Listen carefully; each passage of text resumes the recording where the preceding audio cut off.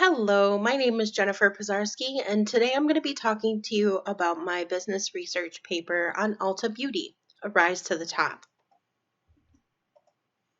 During this presentation, I'm going to be talking to you about my thesis, as well as the information that I use to support it, including the financial background, traffic market share, marketing strategy, in-store impression, online impression of Ulta Beauty, and then sharing with you my reflection on the whole paper.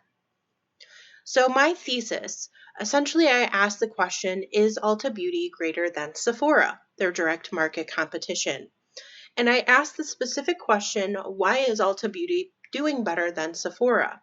And in conclusion, I found that it was mostly due to marketing and sales tactics. This can be supported by financial information, which was pulled off of Yahoo Finance and NASDAQ.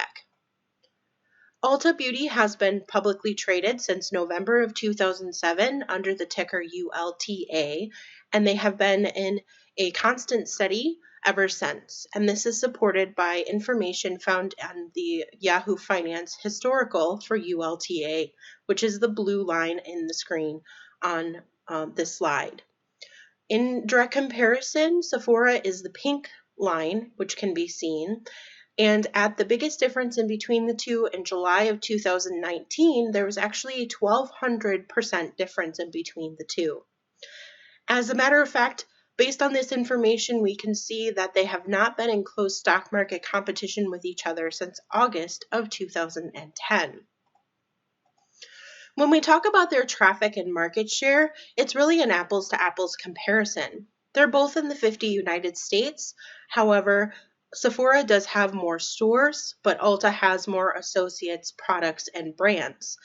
One of the biggest differences in between the two is that Sephora is owned by a conglomerate associated to Louis Vuitton, and therefore they have a global presence residing outside of the US in 34 countries. One of the biggest differences in between the two that has been found is that most Ulta Beauties are actually found in suburban strip malls in comparison to shopping malls, which has resulted in more traffic to their stores.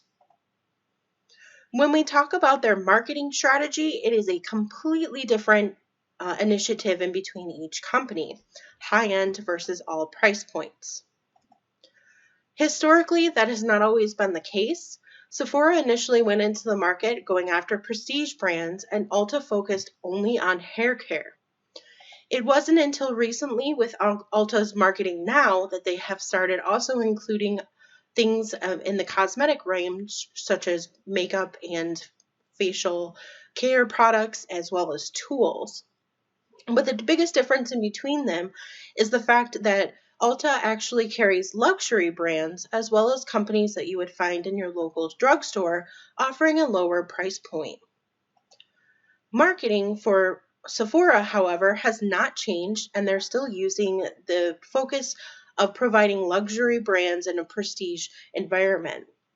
It hasn't been until really recently that they started introducing indie brands into their stores, but when you look at the comparison of the area that's used in the stores to support this, it's only usually one or two end caps in comparison to there being quite a bit more support over on the Ulta side. They do have some similarities in between the two of them. They both have namesake brands as well as rewards programs and credit cards. One of the most notable differences is the lowest price point in Sephora is their actual namesake brand, Sephora Cosmetics. When we talk about their in-store impressions, the question that I asked is bigger, better? And that's because typically when you're looking at an Ulta store, there is twice the size of a Sephora store, meaning that they can carry more products in stores when you go to visit.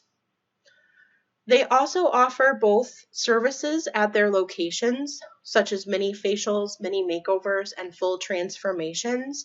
However, one thing that Ulta has done to distinguish themselves against Sephora is to introduce the salon at Ulta Beauty, which also provides additional services such as haircuts, colors and textures, extensions, styling, lash extensions, and even waxing.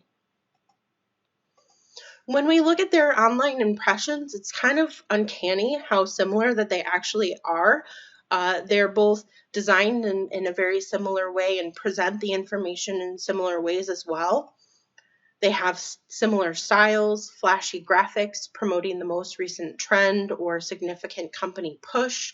They have highlights of new products or brand arrivals. You can search and filter for what you're looking for, and they're both optimized for mobile. It isn't until you actually get down into the product level where you start to see different differences in between the two. Ulta likes to do a 5-star rating based on their customers, whereas Sephora, you actually have to click in and see that information. One of the things that they do share, however, is something known as badges, or little graphics that show important information before you click to get more details. The difference in between the two, however, is that Ulta's is very text-based and simple with words such as new, sale, online only, whereas Sephora actually has graphic-based ones that give you a preview of if something is new, clean, top-rated, or a bargain. The clean information was quite a surprise to me that Ulta did not focus on this because it is a big, huge push in the cosmetic markets right now. And one of the more important things to note is that on Sephora's website, things marked as bargains are actually typically Sephora cosmetics because they are the low end of their price range availability. So, what has this report brought to my thought process on the two companies? And that's I've found that I have a new favoritism to Ulta Beauty. I like to support them and their business decisions from a marketing and sales standpoint. They have diversified products, services, and messages to their customer, and a varying price range of their different products that are available. And as a matter of fact, because of this, I find that I can have my money go further at Ulta Beauty. As well as the salon at Ulta Beauty gives me the ability to have a wider variety of services available to me as well. I hope you enjoyed this presentation. Thank you so much for listening, and I look forward to your comments. Thanks.